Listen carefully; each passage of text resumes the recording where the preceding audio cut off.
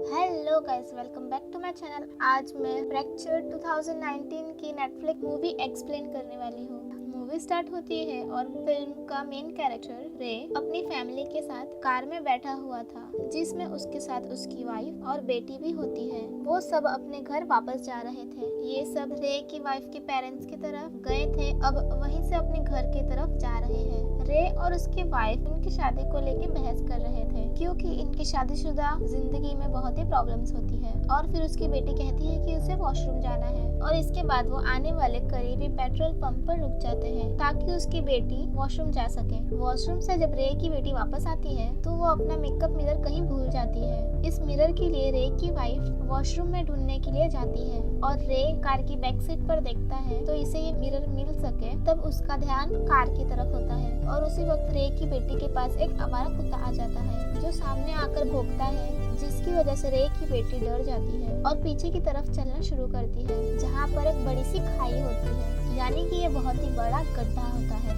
रे उस डॉग को देख लेता है और उसको डराने के लिए और उसकी तरफ एक पत्थर फेंकता है ताकि वो डॉग भाग जाए। पर इसी हलचल में रे की बेटी उस होल में गिर जाती है। रे अपनी बेटी को बचाने के लिए उस गड्ढे में छलांग लगा देता है और उसको सर पर चोट लग जाती है, और उसी वक्त उसकी वाइफ भी वॉशरूम से आ जाती है। रे की परेशान वाइफ ये सब देखती है और आराम से उस गड्ढे में उतरती है। वो अपनी बेटी की जख्म देखती हुई नजर आती है। फिर रे को भी होश आ जाता है और वो अपनी बेटी को उठाकर गड्ढे से बाहर आ जाते हैं। रे की बेटी के हाथ में काफी चोट लगी होती है, तो वो डिसाइड करते हैं कि इसको किसी नजदीकी हॉस्पिटल में लेकर जाएंगे। ये सब कुछ मील सफर करते हैं और फिर हॉस्पिटल पहुंच जाते हैं। यहाँ पर ये डॉक्टर से मिलते हैं। डॉक्टर बताता है कि रे, तुम्हारे बेटी के हाथ में फ्रैक्चर है, यानी इसके गिरने की वजह से उसकी हाथ की हड्डी टूट चुकी है। हाथ को तो प्लास्टर कर लिया जाएगा, पर तुम्हारी बेटी की सीटी स्कैन भी करना होगा ताकि उससे यकीन हो सके कि इसके सर पर तो कोई चोट नहीं आई। हॉस्पिटल में सर की चोट एक स्कैन करने वाला टेयर एक बेसमेंट के अंदर मौजूद होता है।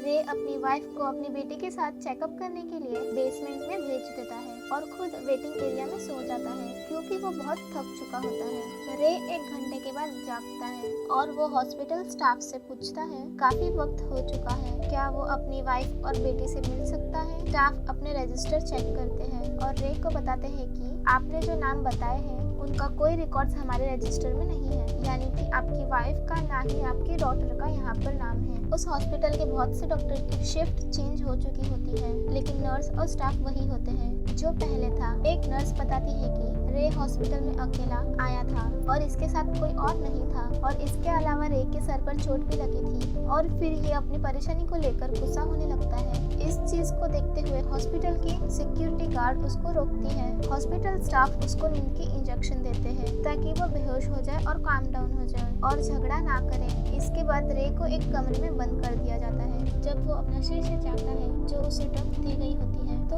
वो उस कमरे से भागकर बाहर आ जाता है। यहाँ पर वो 2 पुलिस ऑफिसर को हाथ से इशारा करता है। उन्हें ये सब हुए वाक्यों के बारे में डिटेल के साथ में बताता है। आखिरकार पुलिस ऑफिसर इन्वेस्टिगेशन करने के लिए मना ही लेता है। जब पुलिस उसके साथ हॉस्पिटल में दोबारा से आती है तो मजीद इन्वेस्टिगेट करती है, जिस पर मालूम होता है कि वाकई में रे अकेला आया था और इसके साथ इसका कोई फैमिली मेंबर नहीं था। रे बताता है कि हम गैस स्टेशन पे थे, तब वहाँ मेरी बेटी गलती से एक गड्ढे में गिर गई थी, और बाकी सब डिटेल्स भी बताता है। तो पुलिस ऑफिसर ने डिसीजन लिया कि हमें गैस स्टेशन पर जाकर देखना चाहिए, शायद कोई क्लू मिल सके। अब वो दोनों पुलिस ऑफिसर और रे मिलकर गैस स्टेशन पर पहुंच चुके हैं। जब पुलिस उस होल को देखते हैं जहां रे ने कहा था कि उसकी बेटी गिर कर जख्मी हुई थी, तब वो रे को गिरफ्तार करने की कोशिश करते हैं, क्योंकि इस होल में बहुत ही ज्यादा खून के निशान थे। जो पुलिस को लग रहा था सिर्फ गिरने से इतने ज्यादा खून नहीं हो सकते और इतने निशान नहीं रह सकते। पुलिस ऑफिसर्स रे को गिरफ्तार करने ही वाले होते हैं कि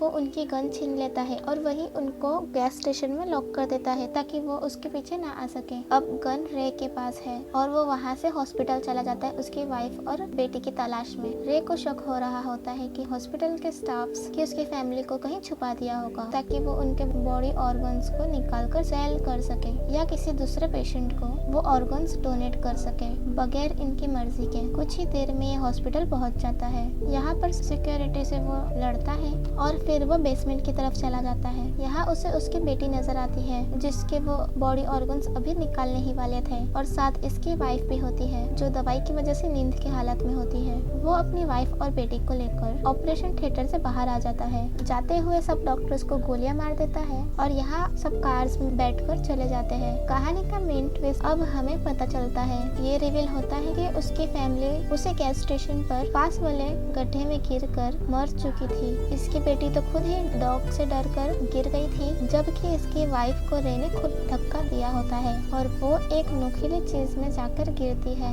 जिससे उसकी भी मौत हो जाती है। यानी कि दोनों डेड उसी वक्त गैस स्टेशन पर हो चुकी थी और इन दोनों की डेथ बॉडी शुरू से ही उस कार की डिक्की में अंदर मौजूद थी जो कि इसने खुद रखी थी। ये सब कुछ जो हॉस्पिटल में होता रहा, जैसे कि इसका कहना था कि मैं अकेला नहीं आया था। हॉस्पिटल स्टाफ पर बॉडीज ऑर्गन्स को चुराने का इल्जाम लगाना या रे का पुलिस से हेल्प लेना, ये सब इसका साइकी प्रॉब्लम था, यानी मेंटल डिसऑर्डर प्रॉब्लम था। यानी कि ये थोड़ा सा पागल था, यानी कि ये कत्ल इसने खुद ही किए होते हैं और इसका दिमाग शुरू से ही ये सब कहानी बना रहा होता है ताकि जो मर्डर्स इसने किए हैं वो उसे इनकार करे। रे एक साइको मरीज था, वो ये सब कहानी खुद ही सोच रहा होता है, जबकि कत्ल करने वाला वो खुद था। और लास्ट में हम देखते हैं कि वो लोग जो हॉस्पिटल से भगा कर लाया अपनी फैमिली मेंबर को समझकर, वो एक सीरियस पेशेंट होती है और वो भी अपनी जान खो देती है। आपको ये वीडियो पसंद आई तो प्लीज लाइक शेयर कमेंट जरूर कर दीजिएगा। मिलते हैं नेक्स्ट के वीडियो में। Take care.